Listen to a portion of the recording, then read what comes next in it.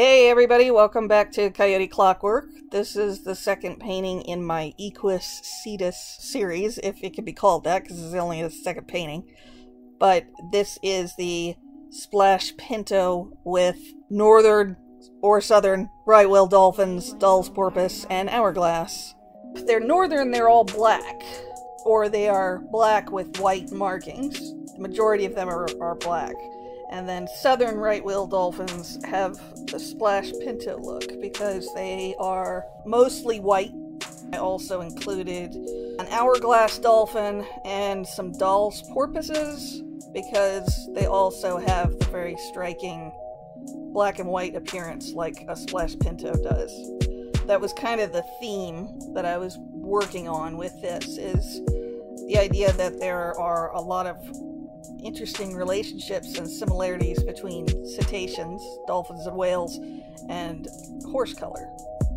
So this was like the second idea I had, was what if we took some of the dolphins that look like they could be a Splash Pinto and draw them with a Splash Pinto. This is one where the horse is actually swimming, which is a little different from the other one that I did because I guess it's less surreal. The horse is actually like part of its environment instead of just kind of being a horse that happens to be with an ocean background. I don't know which one I prefer.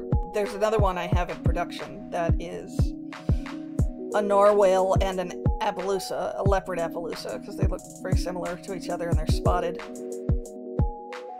I draw in bed, and the best thing I've been able to find is a Bristol board, like the cardboard backing that comes with Bristol board.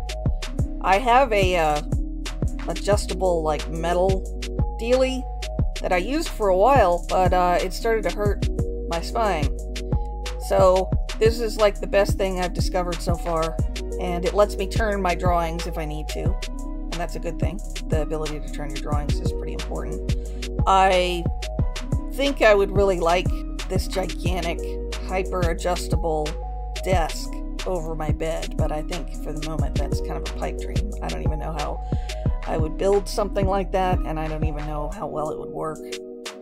I'm also obviously still struggling with my camera angles when I'm drawing in bed, because you can see a whole lot of stuff that I would rather you not see.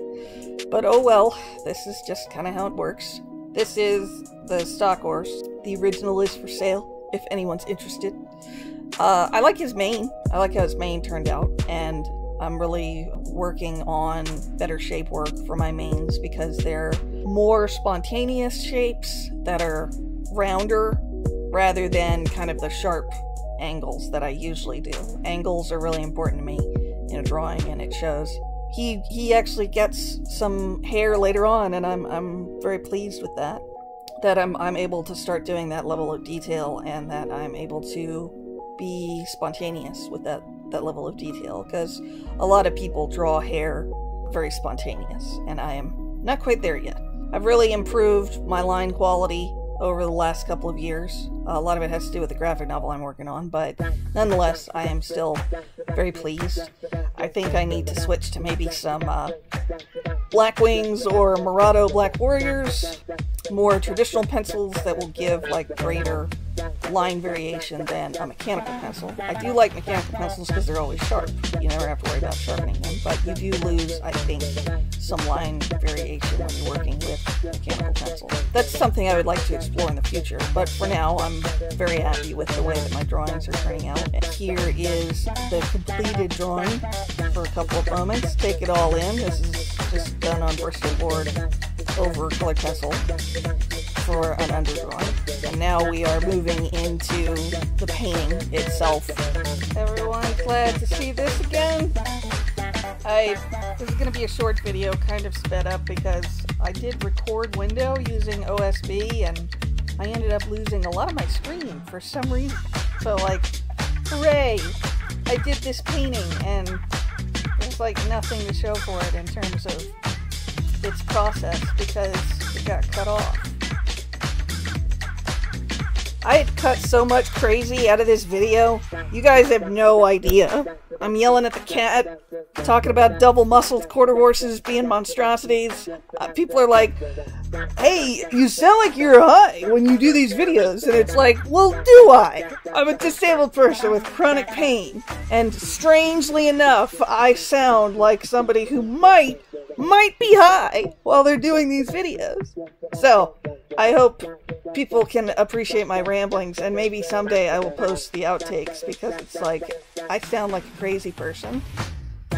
I was really trying to find stuff to talk about here and fill the void with, because otherwise I'm going to slip into an anti-capitalist screed. And I realize that not everybody is here for the political commentary. I have very strong opinions and a lot of sarcasm, and that is not appreciated in person or on the internet. I am doing a lot of painting work here that I'm very proud of, and I really feel like I'm starting to understand how the stroke creates form, and that's really cool. I am enjoying that a lot. And my kitten lays on my mouse. It's her favorite place to be because she knows it's where my hand is. And she lays on the mouse and ruins my ability to do everything, and that includes recording. So, often I scream at her and clap my hands and do the psh sound to get her away, because she ruins my life otherwise. She loves me that much. And that is really annoying. We usually compromise when she lays on my forearm, but sometimes that's not good enough. So this is my background work, and I really feel like I lost some of my waves, but I had kind of some nicer lines that I got covered up. And you can see the color scheme that I'm using. I pulled that off of Pinterest. I feel like I overworked this one, and I was a lot less enthusiastic about this. It just felt like it took a lot longer. I don't know if it's a better painting for having taken longer. I did a lot of detail work, and I tried to really make things look better. I learned a lot, but I found that it's very rare that you get a painting that you both like and learn a lot from. So I think this is a painting that is, I'm not that thrilled about it, but I learned a lot. I really started feeling my shape work in my painting. I learned to slow down with some of my strokes. I tried to put a little Lion Decker kind of, texture in my shape work and my details. I don't know. I don't like the end result of this that much, but I do appreciate what I learned from it. I went into this being like, I'm gonna paint horses. I really learned how to paint dolphins a lot. They've been a lot like broader shape work with, I guess, a lot of subtlety, because there's a lot of softness in the shape work that I did. I'm also pleased that I managed to do like some individual hairs on the horse, because a lot of my stuff right now is just really blocky shapes for the mane. I don't want to quite be like super spontaneous. I was really happy to be able to get some hair in there and some wrinkles. I'm coming along pretty well as a painter and learning what it means to paint, and I've been doing it for about a year, so I am, like I said, I think in the previous video, like I'm moving right along.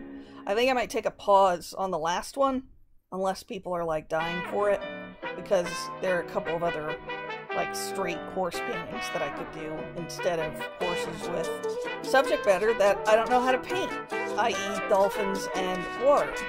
I don't like stock horses. I don't find them to be very particularly exciting horses, I guess just visually. I love quarter horses. Like, I grew up with them and I rode on quarter horses, so they'll always have kind of like a special place in my heart.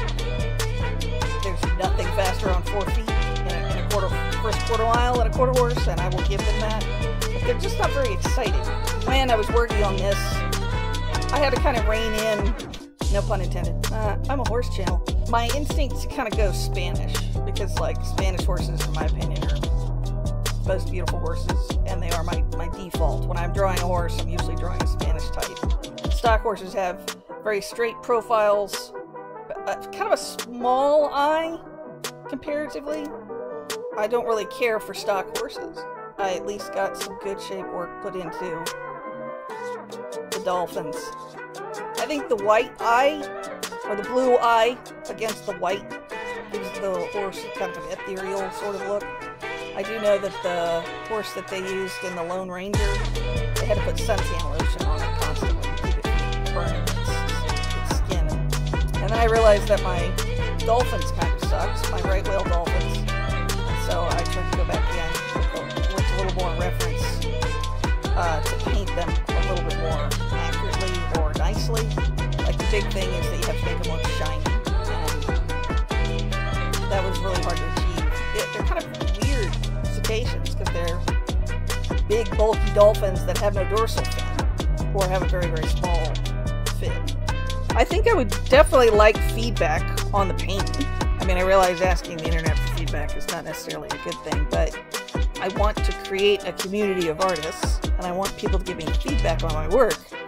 I feel like I overworked this, but I also feel like my right whale dolphins are really not that well rendered, that they don't have shape work nearly as good as the smaller dolphins, the Dall's porpoise and hourglass and everything. So I don't really know what to do about that, and maybe I could use some outside information.